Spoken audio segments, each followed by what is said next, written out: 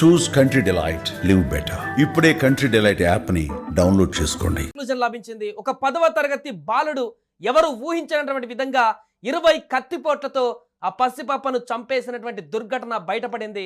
దీంతో ఒక్కసారిగా హైదరాబాద్ నగర వ్యాప్తంగా కూడా ఈ యొక్క వార్త తెలిసి అందరూ కూడా ఒక్కసారిగా ఆందోళనకు గురవుతున్నారు. ముఖ్యంగా కుకట్పల్లి ఆ స్థానికులైతే భయకంపితులవుతున్నారు. ప్రస్తుతం ఆ స్పాట్ నుంచి మా Suman TV news CEO Nirupama గారు లైవ్ లో సిద్ధంగా ఉన్నారు. ఒకసారి మాట్లాడదాం. స్థానికులు ఏమనుకుంటున్నారు, బాలుడు చేసినటువంటి ఘటన బయటికి రావడంతో అక్కడ తాజా పరిస్థితి ఏంటి, పూర్తిగా లైవ్ లో మనం తెలుసుకునేటువంటి ప్రయత్నం చేద్దాం. నిరుపమ గారు, ప్రస్తుతం అక్కడ పరిస్థితి ఏంటి? బాలుడు చంపినట్టుగా నిర్ధారణ అయిన తర్వాత ఆ నైబర్స్ కానీ, కాలనీ వాసులు కానీ, ఆ కుటుంబ సభ్యులు కానీ ఏ విధంగా చూస్తున్నారు దీన్ని? అందరూ ఆశ్చర్యపోతున్నటువంటి పరిస్థితి. ఎందుకంటే అంత చిన్న పిల్లోడు ఎలా చేశాడు, ఆ ఫోటో మనం చూపించడానికి లేదు. ఎందుకంటే జువైనల్ యాక్ట్ కింద మైనర్ బాలుల్ని కానీ మైనర్ పిల్లలు కానీ ఏదైనా ఇలాంటి క్రైమ్స్ చేసినప్పుడు చూపించడానికి లేదు. కనీసం పేరు కూడా రివీల్ చేయకూడదు మనం. అందుకోసం చూపించలేనటువంటి పరిస్థితి ఉంది. కానీ చాలా లీన్గా సన్నగా ఉన్నాడు పిల్లోడు. అసలు ఆ అబ్బాయి చేశాడంటే నమ్మేటువంటి పరిస్థితి కూడా లేదు. అత్యంత పాశవికంగా ఆ అమ్మాయి బాడీ మీద 18 చోట్ల కత్తితో పొడిచాడు, మెడ మీద 7 చోట్ల పొడిచాడు. అంటే దాదాపు 25 ప్లేసెస్లో అబ్బాయి పొడిచాడంటే ఆ ధైర్యం ఎక్కడిది? వచ్చాడు కాబట్టి ఆ దొంగతనం చేసి 80,000 తీసుకున్నాడు. దాంతోపాటు హుండీని కూడా, అక్కడ ఉన్నటువంటి దేవుడి ముందు ఉన్నటువంటి హుండీని బద్దలు కొట్టి తీసుకోబోయే టైంలో సహస్రాన్ని అడ్డుకుందని తెలుస్తుంది. అడ్డుకోవడంతో ఏం చేయాలో తెలియక ఇష్టానుసారం కత్తి పెట్టి ఆ అమ్మాయిని ఎక్కడ పడితే అక్కడ పొడిచి పడేశాడు. పొడిచేసి బ్రతకూడదు, ఈ అమ్మాయి బ్రతికితే నాకు ప్రమాదం ఖచ్చితంగా నాకు ఎఫెక్ట్ అవుతుందని ఉద్దేశంతో పొడిచాడు. ఆ పక్కనే ఉన్నటువంటి బిల్డింగ్ మీరు ఒక్కసారి చూడండి, ఈ నిల్చున్నటువంటి బిల్డింగ్ వాళ్ళది, సహస్రాణి వాళ్ళది. ఆ అమ్మాయి పైన 4th ఫ్లోర్ అంటే 3rd ఫ్లోర్లో ఆ అమ్మాయి వాళ్ళది పెంట్ హౌస్ ఉంది. పక్కనే ఉన్నటువంటి బిల్డింగ్ 4 ఫ్లోర్స్ బిల్డింగ్, వాళ్ళు 4th ఫ్లోర్లో ఉంటారట. 5 ఫ్లోర్స్ బిల్డింగ్ అది యాక్చువల్. అది పేపర్ మీద ఇంగ్లీష్లో రాసుకుంటారు. వచ్చిన తర్వాత ఫస్ట్ గ్యాస్ పైప్ లైన్ వదిలేయాలట. ఇదిగోండి నా దగ్గర ఉంది లెటర్ కూడా. నాకు చూస్తుంటే చాలా బాధ అనిపిస్తుంది, కోపం కూడా వస్తుంది. ఇలా ప్రీ ప్లాన్డ్ గా రాస్తారా అని చెప్పేసి ఫస్ట్ గ్యాస్ వదిలేసి ఆ తర్వాత దొంగతనం చెయ్యాలి. ఆ తర్వాత ఏమో గ్యాస్ కి ఏదైతే వదిలేసాడో అక్కడ అంటించేయాలంట.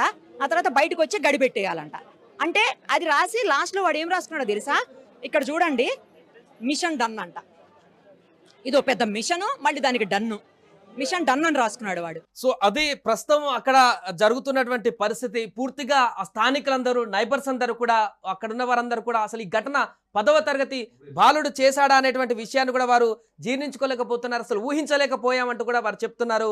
ఇలాంటి సందర్భంలోనే ఆ పిల్లోడు 10వ తరగతి చదువుతున్నటువంటి పిల్లోడు, అతను రాసినటువంటి లెటర్ చూస్తే ఆశ్చర్యంగా మారుతుంది. ఒక ప్రీ ప్లాన్డ్గా అసలు ఎలా ఇంట్లోకి ఎంటర్ కావాలి, ఏ విధంగా ఇంట్లోకి ఎంటర్ అయిన తర్వాత రాబరీ చేయాలి, ఆ తర్వాత ఏ విధంగా బయటికి రావాలి, ఆ తర్వాత ఎవరైనా అడ్డం వస్తే వారిని ఏ విధంగా తప్పించుకొని ముందుకు రావాలి, ఇవన్నీ కూడా ఒక కరుడుగట్టినటువంటి నేరస్తుడు, కాకలు తీరినటువంటి నేరస్తుడు గనక ఏ రకంగా ఒక ప్లాన్ ప్రకారం బ్లూ ప్రింట్ వేసుకొని ముందుకు వెళ్తాడో ఆ రకంగా తను ఒక లెటర్ రాసుకొని మరి ఒక ఆపరేషన్ని చేసినటువంటి సందర్భం అయితే విస్తుగొలుపుతుంది. సోషల్ మీడియా ప్రభావమో లేకుంటే దేని ప్రభావమో కానీ ఈ 10వ తరగతి బాలుడు చేసినటువంటి ఘటన ఇప్పుడు సంచలనం సృష్టిస్తుంది. తను రాసినటువంటి లెటర్లో కూడా క్లియర్గా మనకు కనిపిస్తుంది. దాంట్లో క్లియర్గా మెన్షన్ చేస్తూ రాసినటువంటి పదాలు కూడా ఇంగ్లీష్ అక్షరాలతో టెక్స్ట్ పెట్టి, first go home and take gas and table and next keep at the door and fire the gas and keep lock on the gas, next cut with knife, after cutting take money అంటూ ఇలా operation అంతా సీక్వెన్సీగా, and lock for house, next keep gas and its stage and lock the gas and come out of home and lock it in letter అని రాసి పెట్టాడు. ప్లాన్డ్గా ప్రిపేర్డ్గా ఈ murder చేశాడు అనేది కూడా మనకు అర్థమవుతుంది. అందుకే ఇంత టెక్నాలజీ ఉన్నటువంటి పోలీసులకు కూడా ఒక 10వ తరగతి పిల్లోడు 4 రోజుల నుంచి కూడా పట్టుబడకుండా తప్పించుకోగలిగాడంటే ఎంత ప్లాన్డ్గా, ఎంత వ్యూహాత్మకంగా, ఎంత టెక్నికల్గా టెక్నాలజీని అంతా కూడా ఉపయోగించి ఈ మర్డర్ చేశాడో కూడా మనకు అర్థమవుతుంది. పక్కా వ్యూహంతో, పక్కా ప్లాన్ తోటి ఈ మర్డర్ చేసినట్టుగా మనకు స్పష్టంగా కనిపిస్తుంది. ప్రీ ప్లాన్డ్గా పేపర్లో రాసుకున్నటువంటి టెక్స్ట్ మనకు కనిపిస్తుంది. అదేవిధంగా ఇంట్లోకి వచ్చినటువంటి విషయాన్ని ఎవరికీ కనపడకుండా, ఈ సీసీ కెమెరాల్లో కూడా కనపడకుండా పూర్తిగా తప్పించుకోవడానికి ఏ రకంగా ప్లాన్ అవ్వచ్చు, ఎవరికి తెలియకుండా ఏ విధంగా స్కిప్ అవ్వచ్చు, ఒకవేళ తెలిస్తే వారిని ఏ విధంగా తప్పించవచ్చు, ఇలా అన్నీ కూడా ప్లాన్ ప్రకారం చేసుకున్నట్టుగా మనకు కనిపిస్తుంది ఆ బాలుడు.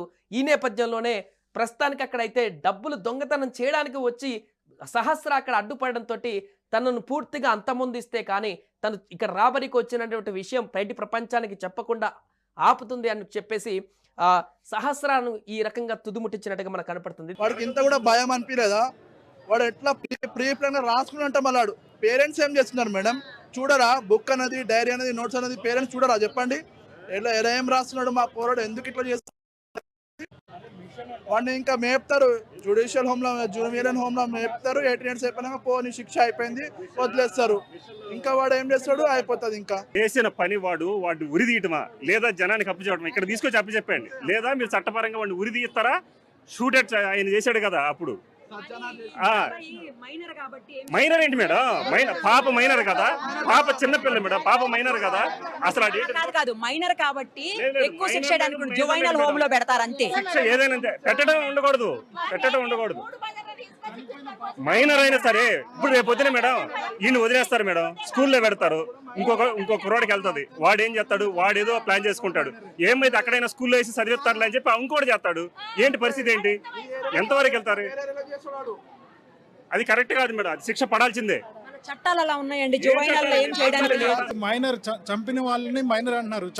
అత్యంత కిరాతకంగా చంపబడ్డ వాళ్ళు కూడా మైనరే. అత్యంత బాధాకరమైన విషయం ఏంటంటే అసలు ఆమె ఎందుకు చనిపోతుందో ఆమెకు కూడా తెలియదు. 5 రోజుల నుంచి 2 స్టేట్స్ ఎంత టెన్షన్ పడుతుంది. ఈ కాలనీలో ఉన్న వాళ్ళందరూ ఎంత టెన్షన్ పడుతున్నారు.